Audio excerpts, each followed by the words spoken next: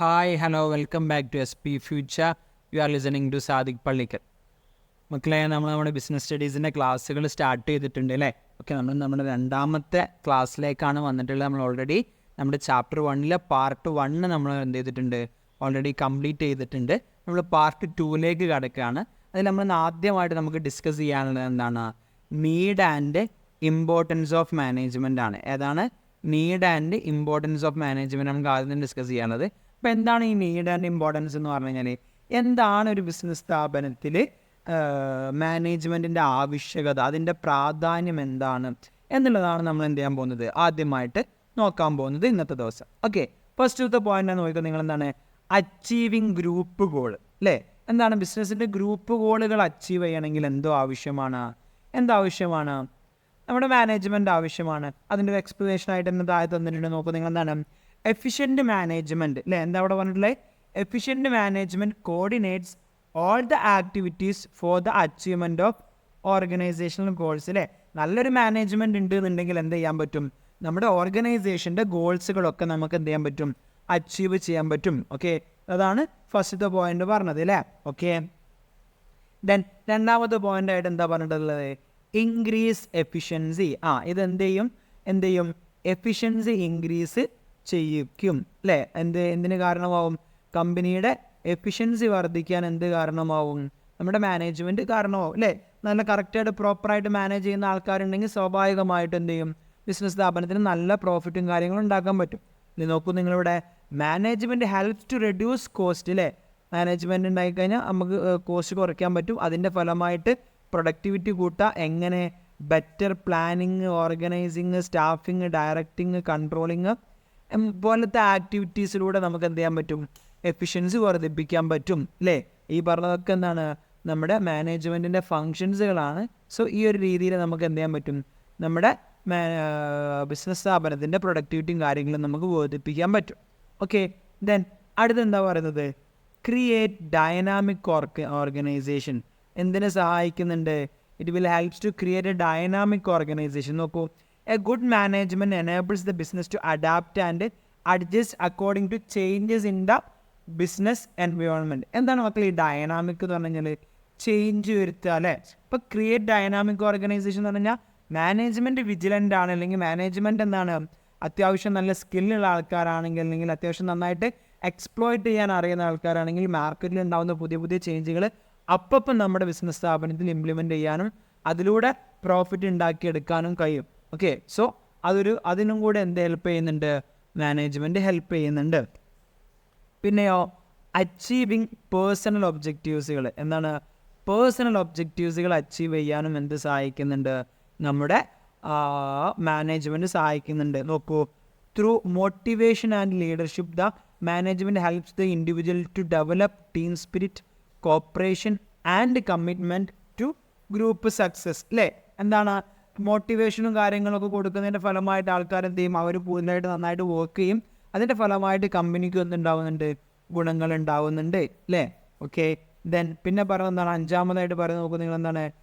Development of society അല്ലേ? ഈ പറഞ്ഞ കാര്യങ്ങളൊക്കെ ഉണ്ടായി കഴിഞ്ഞാൽ സൊസൈറ്റി ഡെവലപ്പ് ആവുമോ? സ്വാഭാവികമായിട്ട് ഉണ്ടാവും അല്ലേ? എന്തൊക്കെയാണ്? ഗ്രൂപ്പ് ഗോൾ അച്ചീവ് ചെയ്യുക, എഫിഷ്യൻസി വർദ്ധിക്കുക, ഡൈനാമിക് ആയിട്ടുള്ള ഓർഗനൈസേഷൻ ആവുക, പേഴ്സണൽ ഒബ്ജക്റ്റീവ്സ് ഒക്കെ അച്ചീവ് ചെയ്യാൻ പറ്റുന്നുണ്ടെങ്കിൽ സ്വാഭാവികമായിട്ടും ഡെവലപ്മെൻറ്റ് ഓഫ് സൊസൈറ്റി ഉണ്ടാവും. നോക്കൂ, അവിടെ എന്താ പറയുന്നത്? Management helps to provide good quality products and services, create employment opportunities, adopt new technology etcetera for the good of the people and the society അല്ലേ? എന്താണ്? നല്ല സാധനങ്ങൾ കൊടുക്കുമ്പോൾ ആൾക്കാരുടെ എന്ത് വർദ്ധിക്കും? അവരുടെ ലെവൽ ഓഫ് ലിവിങ് വർദ്ധിക്കും. അതുപോലെ തന്നെ അൺഎംപ്ലോയ്മെൻ്റ് ആയിട്ടുള്ള ആൾക്കാർക്ക് ജോബുകൾ കൊടുക്കുന്നതിൻ്റെ ഫലമായിട്ടും ഒക്കെ സൊസൈറ്റിയിൽ നല്ലൊരു ഇമ്പോർട്ടൻസ് അല്ലെങ്കിൽ നല്ലൊരു ഇമ്പാക്റ്റ് ഉണ്ടാക്കാൻ പറ്റുന്ന കാര്യങ്ങളാണ് അല്ലേ? അതുകൊണ്ടാണ് ഇത്രയും ഇമ്പോർട്ടൻസുകൾ നമ്മൾ ഡിസ്കസ് ചെയ്തിട്ടുള്ളത് അല്ലേ? 5 ഇമ്പോർട്ടൻസുകളാണ് നമ്മൾ ഡിസ്കസ് ചെയ്തത്. ഫസ്റ്റ് വൺ എന്തായിരുന്നു? ഗ്രൂപ്പ് ഗോൾ അച്ചീവ് ചെയ്യണമെങ്കിൽ മാനേജ്മെൻറ്റ് വേണം, എഫിഷ്യൻസി വർദ്ധിക്കണമെങ്കിൽ മാനേജ്മെൻറ്റ് വേണം, ഒരു ഡൈനാമിക് ഓർഗനൈസേഷൻ ആക്കി മാറ്റുന്നതിൽ മാനേജ്മെൻറ്റിന് ഒഴിച്ചുകൂടാൻ പറ്റാത്തത്ര ഇമ്പാക്റ്റ് ഉണ്ട്. പിന്നെയോ, വ്യക്തികളുടെ പേഴ്സണൽ ഒബ്ജക്റ്റീവ്സുകൾ അച്ചീവ് ചെയ്യണമെങ്കിൽ നമുക്ക് എന്ത് വേണം? മാനേജ്മെൻറ്റ് വേണം. അതുപോലെ സൊസൈറ്റിയുടെ വെൽഫെയറിനും കാര്യങ്ങൾക്കും നമുക്ക് എന്ത് വേണം? മാനേജ്മെൻറ്റ് വേണം. നല്ല മാനേജ്മെൻറ്റ് ഉണ്ടെങ്കിൽ എംപ്ലോയ്മെൻറ്റ് ഓപ്പർച്യൂണിറ്റീസുകൾ ക്രിയേറ്റ് ചെയ്യാൻ പറ്റും, പുതിയ ടെക്നോളജികൾ ആക്സസ് ചെയ്യാൻ പറ്റും, അതിൻ്റെ ഫലമായിട്ട് എന്ത് ചെയ്യും, നമ്മുടെ സൊസൈറ്റി ഒക്കെ എന്ത് ചെയ്യും, വളർന്നുകൊണ്ട് വരും. ഓക്കെ, ദെൻ അടുത്തതായിട്ട് നമ്മൾ പറയാൻ പോകുന്നതാണ് മാനേജ്മെൻറ്റ് ആസ് ആൻ ആർട്ട്. ഇതൊരു ഇമ്പോർട്ടൻ്റ് ഭാഗമാണ് കേട്ടോ. നിങ്ങളുടെ പബ്ലിക് എക്സാമിന് ഏറ്റവും കൂടുതൽ ഈ ചാപ്റ്ററിൽ നിന്ന് ക്വസ്റ്റ്യൻ ചോദിച്ചിട്ടുള്ളൊരു ഭാഗമാണ് എന്ത്, management as an art, management as A profession, management as A employment. Okay, പലപ്പോഴും ക്വസ്റ്റ്യൻ വരാറുള്ളത് മാനേജ്മെൻറ്റ് ഈ പറഞ്ഞ മൂന്നെണ്ണത്തിൽ ഏതാണെന്നുള്ളതാണ്. ഓക്കെ, അപ്പോൾ എന്താണ് സത്യാവസ്ഥ എന്ന് വെച്ച് കഴിഞ്ഞാൽ മാനേജ്മെൻറ്റ് ഇത് മൂന്നും കൂടെയാണെന്നാണ് നമ്മൾ പറയേണ്ടത്. ബേസിക്കലി നമ്മളോട് ചോദിക്കാറുള്ളത് ഏതെങ്കിലും രണ്ടെണ്ണം തന്നിട്ട് ഇതിൽ രണ്ടിൽ ഏതാണ് ഏതാണ് ആക്ച്വലി എന്നുള്ളതാണ് ചോദിക്കാറുള്ളത്. പക്ഷേ എങ്കിൽ നമുക്ക് നമ്മളൊരു കാര്യം ഇപ്പോഴേ മനസ്സിലാക്കുക, മാനേജ്മെൻറ്റ് എന്താണ്, അറ്റ് എ ടൈമിൽ ആർട്ടാണ്, പ്രൊഫഷനാണ് ആൻഡ് എംപ്ലോയ്മെൻറ്റും കൂടെയാണ്. ഓക്കെ, അപ്പോൾ നമുക്ക് മാനേജ്മെൻറ്റ് ആസ് ആൻ ആർട്ട് എന്ന് പറയുന്ന രീതിയിൽ നമുക്ക് എന്ത് ചെയ്യാം, ഒന്ന് എന്തൊക്കെ പോയിൻറ്റ്സുകളാണ് അതിൽ വരുന്നത് എന്നല്ല നമുക്ക് എന്ത് ചെയ്യാം, ഒന്ന് ഡിസ്കസ് ചെയ്യാം. ഇതിൽ നമുക്ക് ഓരോന്നിലും നമ്മൾ 6 പോയിൻറ്റ്സുകൾ നമ്മൾ പറയും. ഈ 6 പോയിൻറ്റ്സുകൾ 6 × 3 എത്രയും 18 പോയിൻറ്റുകൾ. ഈ 18 പോയിൻറ്റുകൾ നിങ്ങൾ പഠിച്ചു എന്ന് നിങ്ങൾക്ക് പബ്ലിക് എക്സാമിന് അത്യാവശ്യം നല്ലൊരു മാർക്കിൻ്റെ ക്വസ്റ്റ്യൻ നിങ്ങൾ പഠിച്ചു നമുക്ക് പറയാൻ പറ്റും. ഓക്കെ, നോക്കൂ, നിങ്ങൾ എന്താണ് ആർട്ടിൽ പറഞ്ഞത്, management is an art. Art is the skillful and personal application of existing knowledge to achieve desired result. എന്താണ് ആർട്ട് എന്ന് പറഞ്ഞു കഴിഞ്ഞാൽ നമ്മുടെ സ്കില്ലും അതുപോലെ തന്നെ എല്ലാം യൂസ് ചെയ്തിട്ട് നമ്മൾ എന്ത് ചെയ്യുന്നു, നമ്മുടെ നോളജൊക്കെ യൂസ് ചെയ്തിട്ട് നമ്മൾ ആഗ്രഹിക്കുന്ന റിസൾട്ട് കിട്ടാൻ വേണ്ടി നമ്മൾ അപ്ലൈ ചെയ്യുന്നുണ്ടെങ്കിൽ അതിനെയാണ് നമ്മൾ എന്ത് പറയുക, ആർട്ട് എന്ന് പറയുന്നത്. അല്ലേ, ആ ഒരു പോയിന്റ് വേണം നിങ്ങൾ വിട്ടോ, അത് നിങ്ങൾ മൈൻഡ് ചെയ്യേണ്ട. മാനേജ്മെൻറ്റ് ഒരു ആർട്ടാണ് എന്നുള്ളത് മനസ്സിലാക്കുക. ദെൻ അടുത്ത പോയിന്റ്, അങ്ങനെ ഒരു ക്വസ്റ്റ്യൻ വന്നു കഴിഞ്ഞാൽ നമ്മൾ ആദ്യം എന്ത് ചെയ്താൽ മാനേജ്മെൻറ്റ് ഒരു ആർട്ടാണ് എന്ന് എഴുതാം. നമ്മൾ ചോദിക്കുകയാണ് മാനേജ്മെൻറ്റ് ആർട്ടാണോ? Yes, management is an art because the following are the features of an art. ഈ താഴെ കൊടുത്തിട്ടുള്ളതാണ് എന്ത്, ആർട്ടിൻ്റെ ഫീച്ചേഴ്സ്.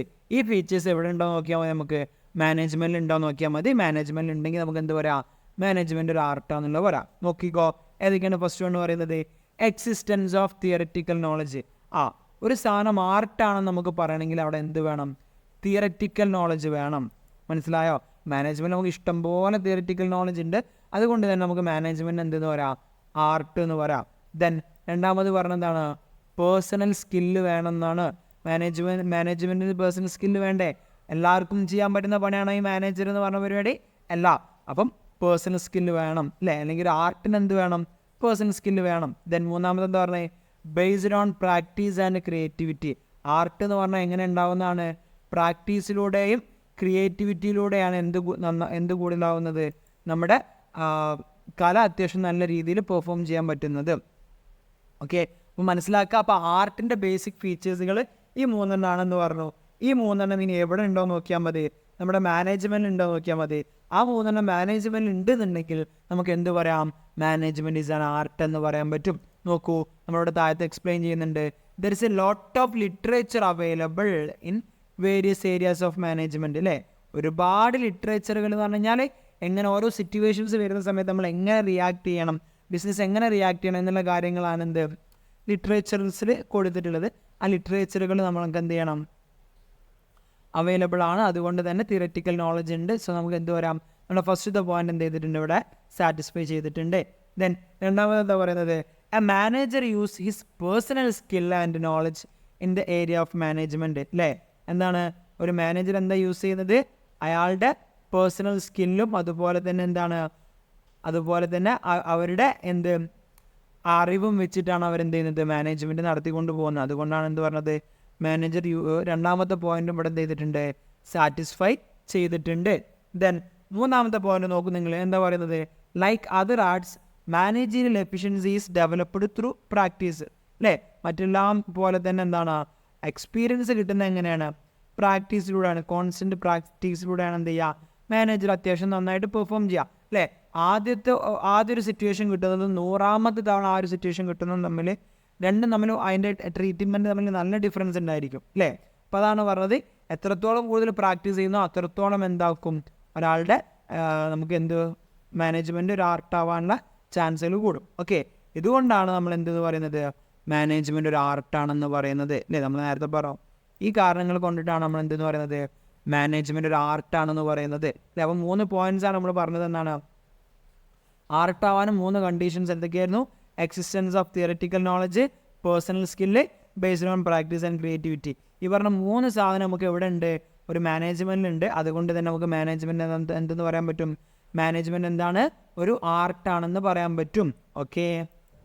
ഓക്കെ സോ നമ്മൾ എന്ത് പറഞ്ഞു കഴിഞ്ഞു? മാനേജ്മെൻറ്റ് ആസ് ആൻ ആർട്ട് എന്നുള്ള പോയിന്റ് പറഞ്ഞു കഴിഞ്ഞു. അപ്പോൾ നിങ്ങളോടൊരു ക്വസ്റ്റ്യൻ വന്നു കഴിഞ്ഞാൽ നിങ്ങൾ എന്ത് ചെയ്യണം? ഇങ്ങനെ മൊത്തത്തിൽ 6 പോയിന്റ്സുകളാണ് നിങ്ങൾ എന്ത് ചെയ്യേണ്ടത്? എഴുതേണ്ടത്. ആദ്യം ആർട്ടിൻ്റെ ഫീച്ചേഴ്സുകളാണെന്ന് പറഞ്ഞിട്ട് എന്ത് ചെയ്താൽ ഈ കാണുന്ന സാധനങ്ങൾ എഴുതുക. ദെൻ മാനേജ്മെൻറ്റ് ആർട്ടായിട്ട് കൺസിഡർ ചെയ്യുന്നത് എന്തുകൊണ്ട്? അത് മുകളിൽ പറഞ്ഞ 3 പോയിന്റ്സുകൾ എന്ത് ചെയ്യുന്നുണ്ട്? സാറ്റിസ്ഫൈ ചെയ്യുന്നത് കൊണ്ട്. ഓക്കെ ദെൻ ഇനി നമുക്ക് അടുത്തതായിട്ട് നമുക്ക് ഡിസ്കസ് ചെയ്യാനുള്ള എന്താണ്?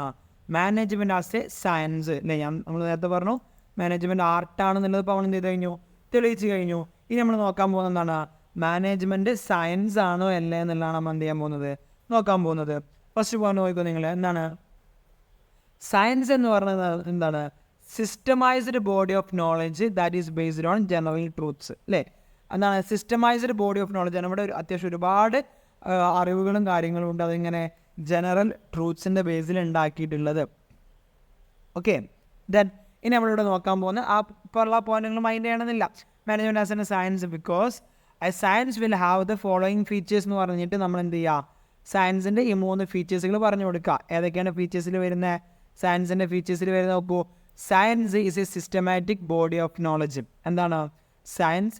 Is a systematic body of knowledge. ഇതെന്താണ്? അത്യാവശ്യം എന്തുണ്ട്? ബോഡി ഓഫ് നോളജ് ഏതിലുണ്ട്? നമ്മുടെ മാനേജ്മെൻറ്റിലുണ്ട് എന്നാണ്. ഏതിന്? സയൻസ് ആവണമെങ്കിൽ എന്ത് വേണം? ഒരു സിസ്റ്റമാറ്റിക് ബോഡി ഓഫ് നോളജ് വേണം. ഓക്കെ പിന്നെയോ scientific principles are developed through experiments. എന്ത് ചെയ്യണം? സയൻറ്റിഫിക് പ്രിൻസിപ്പിൾസുകൾ ഉണ്ടെങ്കിൽ ആ പ്രിൻസിപ്പിൾസുകൾ ഡെവലപ്പ് ചെയ്യുന്നത് എങ്ങനെ ആയിരിക്കണം? ത്രൂ എക്സ്പെരിമെൻറ്റ്സുകളായിരിക്കണം. എക്സ്പെരിമെൻറ്റ്സിലൂടെ ആയിരിക്കണം എന്ത് ചെയ്യേണ്ടത്? അത് ഉണ്ടാക്കേണ്ടത്. ദെൻ മൂന്നാമത് എന്താ പറഞ്ഞത്? Universal validity and application. എന്താണ്? മാനേജ്മെൻറ്റ് പ്രിൻസിപ്പിൾസിൽ എന്തുണ്ടായിരിക്കും? അല്ലെങ്കിൽ നമ്മുടെ സയൻസിൽ എന്തുണ്ടായിരിക്കും? യൂണിവേഴ്സൽ വാലിഡിറ്റി ഉണ്ടാവും. അല്ലെങ്കിൽ എന്തുണ്ടായിരിക്കും? അപ്ലിക്കേഷൻസ് ഉണ്ടായിരിക്കും. ഓക്കെ 3 പോയിന്റ്സാണ് നമ്മൾ സയൻസ് ആവാൻ വേണ്ടി പറഞ്ഞിട്ടുള്ളത്. എന്താണ്? സിസ്റ്റമാറ്റിക് ബോഡി ഓഫ് നോളജ് വേണം. അതുപോലെ തന്നെ എന്ത് വേണം? പ്രിൻസിപ്പിൾസൊക്കെ എങ്ങനെ ഉണ്ടാക്കുന്നതായിരിക്കണം? എക്സ്പെരിമെൻറ്റ്സിലൂടെ ഉണ്ടാക്കുന്നതായിരിക്കണം. പിന്നെയോ യൂണിവേഴ്സൽ വാലിഡിറ്റി വേണം. എല്ലാ ഇടങ്ങളിലും ഒരേപോലെ. നമ്മൾ പറയാറുണ്ട് എന്താണ്? ന്യൂട്ടൻ അമേരിക്കയിൽ പോയിരുന്നതുകൊണ്ട് മാത്രമല്ല എന്ത് ആപ്പിൾ തലേക്ക് തന്നെ വീണത് അല്ലേ? ഇപ്പം ഇന്ത്യയിൽ വന്നിരുന്ന സമയത്താണെന്നുണ്ടെങ്കിലും അവിടേക്ക് തന്നെ വീകുള്ളൂ, താഴത്തേക്ക് തന്നെ വീകുള്ളൂ അല്ലേ? സോ എവിടെ എന്തായിരിക്കും? സയൻസിലെ പ്രിൻസിപ്പിൾസുകൾക്ക് എല്ലായിടത്തും എന്തുണ്ടായിരിക്കും? വാലിഡിറ്റി ഉണ്ടായിരിക്കും. ഓക്കെ അപ്പോൾ ഇനി നമ്മൾ നോക്കാൻ പോകുന്നത് ഈ 3 കണ്ടീഷൻസ് ആര് സാറ്റിസ്ഫൈ ചെയ്യുന്നുണ്ടോയെന്നാണ്? നമ്മുടെ മാനേജ്മെൻറ്റ് സാറ്റിസ്ഫൈ ചെയ്യുന്നുണ്ടോയെന്നാണ്. മാനേജ്മെൻറ്റ് സാറ്റിസ്ഫൈ ചെയ്യുന്നുണ്ടെങ്കിൽ നമുക്ക് എന്തെന്ന് പറയാൻ പറ്റും? മാനേജ്മെൻറ്റ് എന്താണ്? സയൻസ് ആണ് നമുക്ക് പറയാൻ പറ്റും. ഓക്കെ അത് നോക്കൂ. അതിൻ്റെ ബാക്കി നോക്കൂ. Management can be treated as a science because എന്താ കാരണങ്ങൾ പറയുന്നത്? Management as systemised body of knowledge അല്ലേ? നമ്മൾ ഓൾറെഡി പറഞ്ഞു മാനേജ്മെൻറ്റ് എന്തുണ്ട്? ഒരുപാട് സിസ്റ്റമൈസ്ഡ് ബോഡി ഓഫ് നോളജ് ഉണ്ട് അല്ലേ? ഫിനാൻസിനെ കുറിച്ചിട്ടുണ്ട്, മാർക്കറ്റിങ്ങിനെ കുറിച്ചിട്ടുണ്ട്, അതുപോലെ സെയിൽസ്, പർച്ചേസ്, പ്രൊഡക്ഷൻ എന്നൊക്കെ പറഞ്ഞിട്ട് ഇഷ്ടം പോലെ ഏരിയാസിൽ നമുക്ക് എന്തുണ്ട്? നോളജുകൾ അറ്റൈൻ ചെയ്യാനുണ്ട്. അതുകൊണ്ട് തന്നെ നമ്മളിവിടെ എന്ത് ചെയ്തു? നമ്മുടെ ഫസ്റ്റത്തെ പോയിന്റ് സാറ്റിസ്ഫൈ ചെയ്തു അല്ലേ? സയൻസ് ആവാനുള്ള ഫസ്റ്റിലെ പോയിന്റ് നമ്മളിവിടെ സാറ്റിസ്ഫൈ ചെയ്തിട്ടുണ്ട്. ദെൻ രണ്ടാമത് പറയുന്നത് എന്താണ്? Management principles are developed after scientific enquiry, experimentation and observation. ഈ കാര്യങ്ങൾക്കൊക്കെ ശേഷമാണ് എന്തുണ്ടാക്കിയിട്ടുള്ളത്? നമ്മുടെ മാനേജ്മെൻറ്റ് പ്രിൻസിപ്പിൾസുകൾ ഉണ്ടാക്കിയിട്ടുള്ളത്. എങ്ങനെ? സയൻറ്റിഫിക് എൻക്വയറികൾ നടത്തിയിട്ടുണ്ട്, ഒരുപാട് എക്സ്പെരിമെൻറ്റുകൾ നടത്തിയിട്ടുണ്ട്, ഒരുപാട് ഒബ്സർവേഷൻസ്, വ്യക്തികൾ ഒരുപാട് ആൾക്കാരെ ഒബ്സർവ് ചെയ്തിട്ടുണ്ട്. ഇതിൻ്റെയൊക്കെ ആസ് എ റിസൾട്ടായിട്ടാണ് എന്തുണ്ടാക്കിയിട്ടുള്ളത്? നമ്മൾ മാനേജ്മെൻറ്റ് പ്രിൻസിപ്പിൾസുകൾ ഉണ്ടാക്കിയിട്ടുള്ളത്. സോ രണ്ടാമത്തെ പോയിന്റ് ഇവിടെ എന്ത് ചെയ്തിട്ടുണ്ട്? സാറ്റിസ്ഫൈ ചെയ്തിട്ടുണ്ട്. അതുകൊണ്ട് നമുക്ക് എന്തെന്ന് പറയാൻ പറ്റും? മാനേജ്മെൻറ്റ് ഒരു സയൻസ് ആണെന്ന് പറയാൻ പറ്റും. ദെൻ മൂന്നാമത്തെ പോയിന്റ് നോക്കൂ നിങ്ങൾ. എന്താണ്? Management principles are applicable to all types of organisation അല്ലേ? ഇവിടെ നമ്മളെ യൂണിവേഴ്സൽ വാലിഡിറ്റി അത് ആ പോയിന്റ് നമുക്ക് ഇവിടെ സാറ്റിസ്ഫൈ ചെയ്തില്ലേ? മാനേജ്മെൻറ്റ് പ്രിൻസിപ്പിൾസ് എന്താണ്? നമുക്ക് എല്ലാ ടൈപ്പ് ഓഫ് കമ്പനികളിലും നമുക്ക് എന്ത് ചെയ്യാൻ പറ്റുന്നതാണ്?